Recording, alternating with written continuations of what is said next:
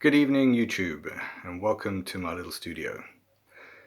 In today's video I'm going to take you through my setup and how I make my live jams. I had a few questions from people on YouTube and Reddit about what gear I use, how it's all connected, and how I make my videos. So without further ado, let's jump in. So the first thing I wanted to do was take you through my kit, my gear, tell you what each of these bits of gear are and how I use them, and then we'll look at the connections, audio connections and MIDI connections.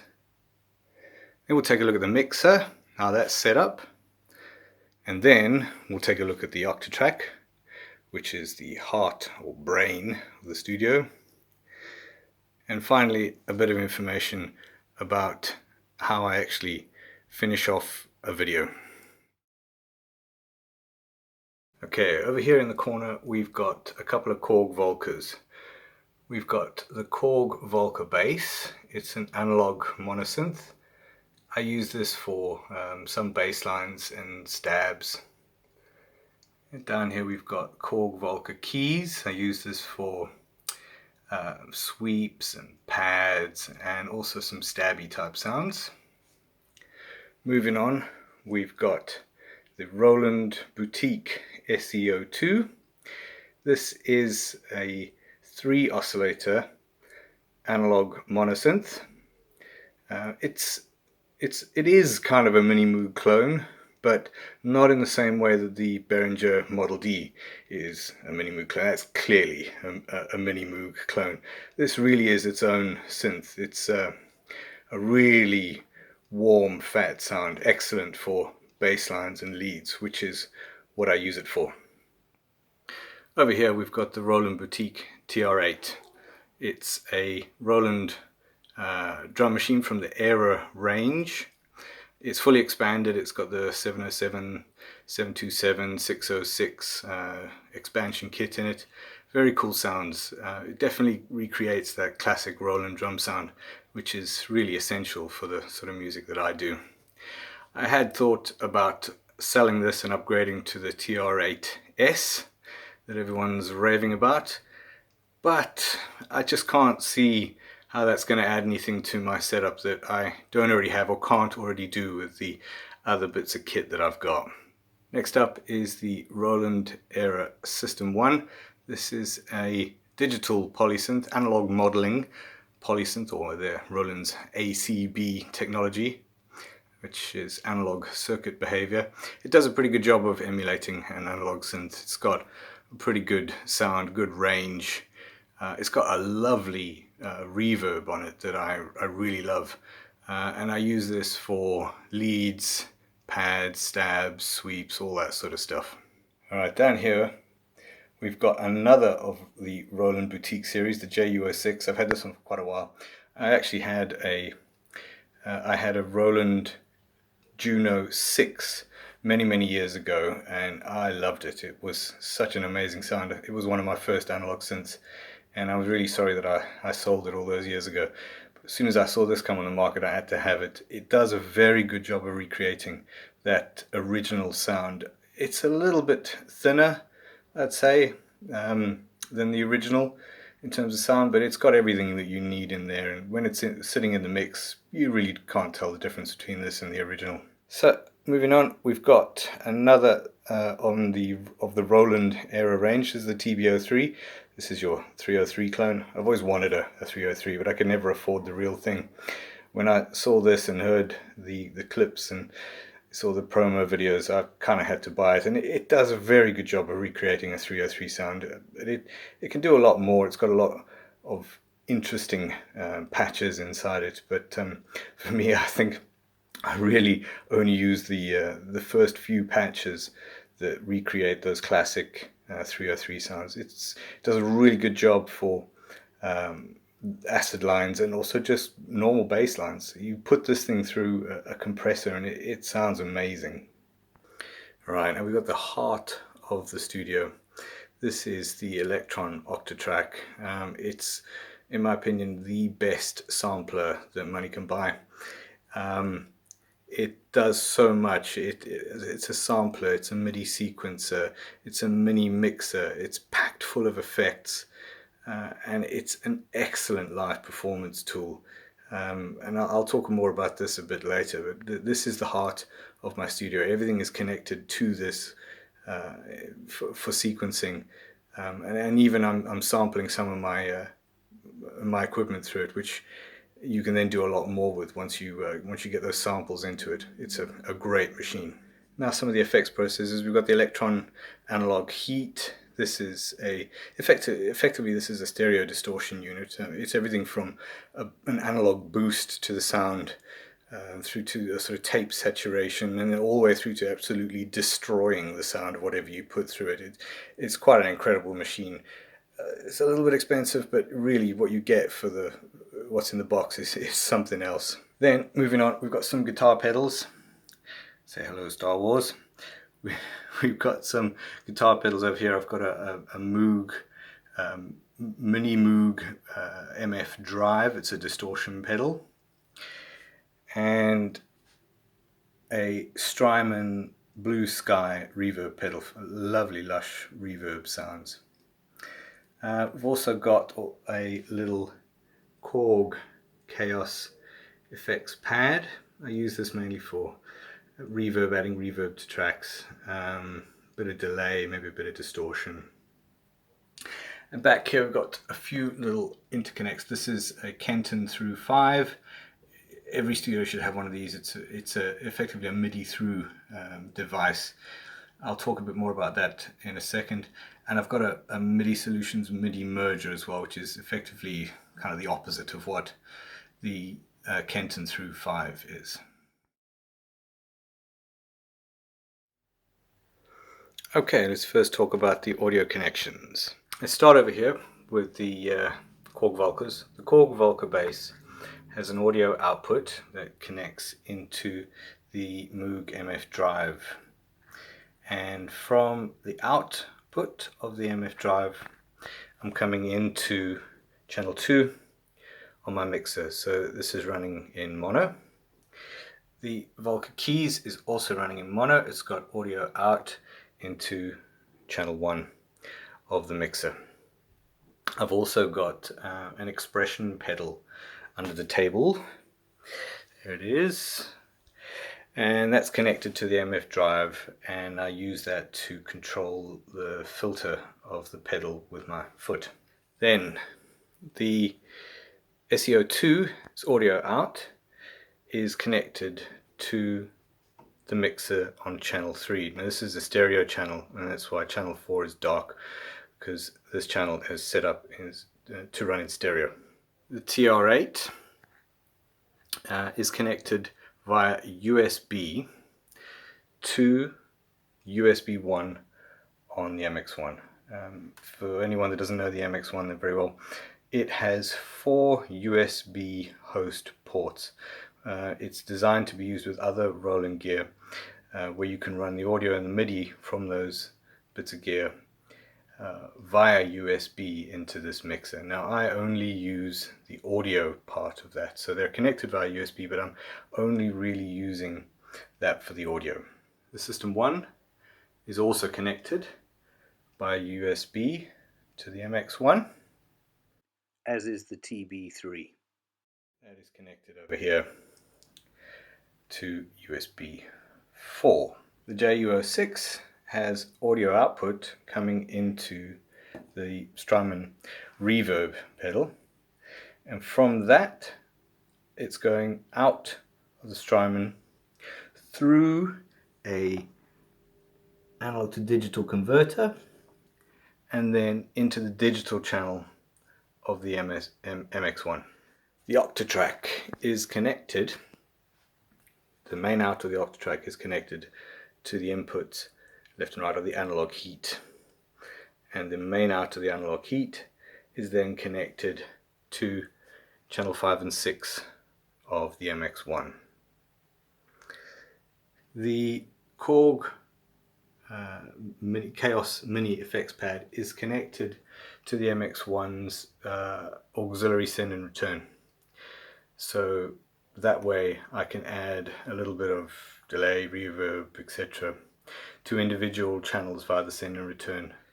Together with those connections, I also have the stereo output of the TR8 connected to the Octatrack's input C and D, and the mono out of the TB3 connected to input A of the Octatrack. Now I've done this so that I can sample the TR8 and the TB3 into the Octatrack. So really that gives me the flexibility to either run the TR8 and the TB3 via USB or into the Octatrack, and there's a reason that I've got those two particular setups. If I'm running a full drum loop from the TR8, in other words kick, snare, hats, cymbals, etc., if I'm running a full drum kit sound for the particular track, I will run it into the Octatrack because I like to add EQ and compression to the full kit. It is absolutely essential for dance music to have a good EQ and particularly a heavy compression sound on a drum track. It's been in every dance track you've ever heard has that sound. If you've not experimented with compression on your drum kit, do it. Look into it. You'll just hear the drum sound come alive, and you'll never not do it again. Let me say that. Very much similar to the TB. If I'm using the TB3 for an actual bass line, not like an acid sound, I'll probably run that into the Octatrack so that I can EQ and compress that as well, fatten the sound up.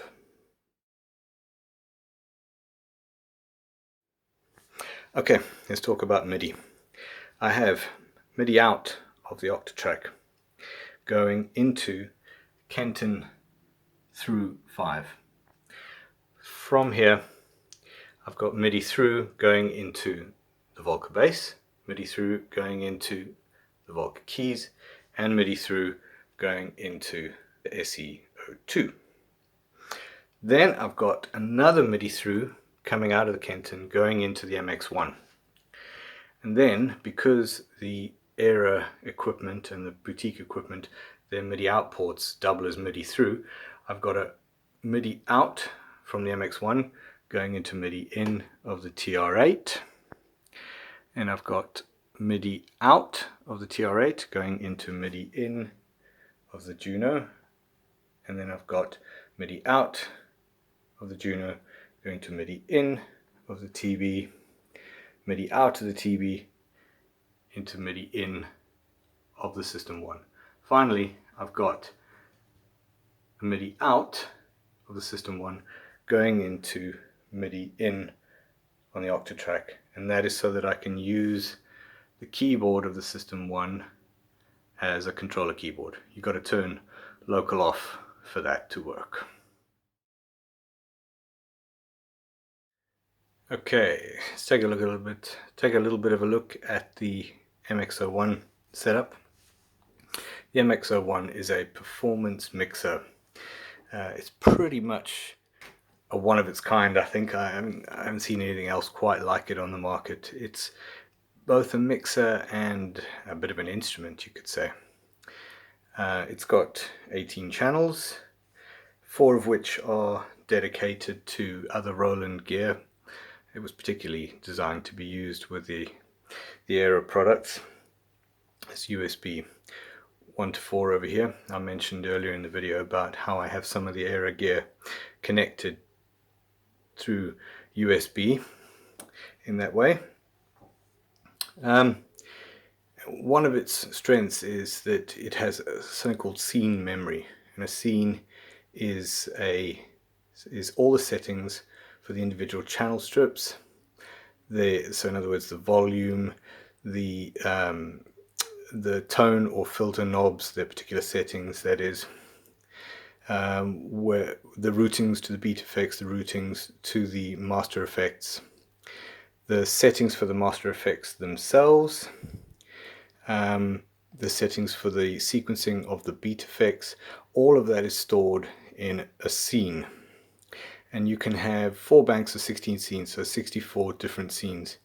They're easy to store and recall. You store them by pressing the store button, hitting one of the step keys, and then hitting store again. It stores all the settings. Recalling it is as simple as hitting recall and pressing one of the scene buttons. You'll see when the scene is recalled, any settings, particularly the faders, that are different to how they were in the previous scene are highlighted by them flashing, so you know there's actually the volume is not as it's shown, and as soon as you move it, it stops flashing. So I use the scenes to recall the various settings for volume and for effects for the individual instruments for every track. So let's first talk about MIDI. What I've got is on channels 1 through 7 is set up all the different MIDI instruments in the studio. If we go into the playback settings here, you can see I've got MIDI channel 4, that corresponds to the Korg Volca bass, MIDI channel 2 to the keys, 6 to the SEO2, 10 to the TR8, 1 to the System 1, 3 to the Juno, and 5 to the TB3. You can then, with bank and program change messages, send individual programs or store individual programs and recall the patches for the individual instruments. So you can see here the SEO2 is using patch 39 on this particular track. Audio channels, I usually use flex machines, however there are some tracks that use through machines. So when I'm using the TR8, when I'm routing the TR8 into the Octatrack, I've got it going through a through track. I've also then got it going through a neighbor track for extra effects, and there I've got EQ and compression on the drums. For the audio tracks, I kind of like to use tracks 1 to 4 for drum sounds. So this one has a kick drum loop. This one's got some percussion on it. This one has a hi-hat loop, and this one has like a sound effect-y type thing. And this side I usually reserve for things like vocal samples, other effects, and you know, if I'm going to have an interesting sweep or something that I can't create or don't have on one of my synths, I'll load those into these channels as well. So then I like to use scenes on each track. This one's still in the making, so there aren't that many scenes programmed in yet, but I'll usually have at least 4 or 5 scenes for the A and the B on the crossfader. And usually that's to either bring in certain instruments, take out certain instruments, or add interesting effects and glitchiness to the sounds, like this.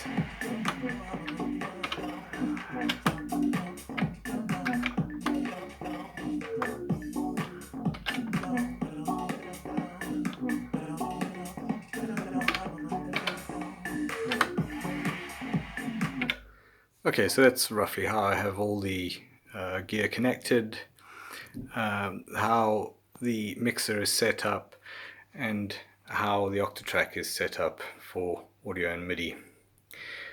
When I got a track done, I practice the jam for as long as it takes me to get something that I sound half decent going. I then connect the USB output of the mixer. So the mixer has sort of a main out USB, and I take the main out USB from the mixer, plug it into the computer, and I use GarageBand, would you believe it, to just record the main out of the mix. I then have 2 cameras that I set up on these stands, and One is a GoPro, the other is my phone that I'm recording this on, and they're both set up on the left and the right. Basically press record, start playing, and when it's all done, press stop. I take the main out that I've recorded into GarageBand, I bounce the file down, I master the file, then I take all the audio and the two video streams, I dump them into iMovie, I sync them up manually using the waveforms as a guide, the waveforms from each camera, mute the waveforms on each camera now that they're in sync, and edit the video, which will usually take me, I don't know, 2, 3, 4 hours to do, depending on how crazy I go with the edits, and then upload that to YouTube, and that is how I do it. Thank you for watching. I hope you learned something. If you've got any questions, post them in the comments down below, and I hope that you enjoy this and that you subscribe for more jams and more videos. Cheers.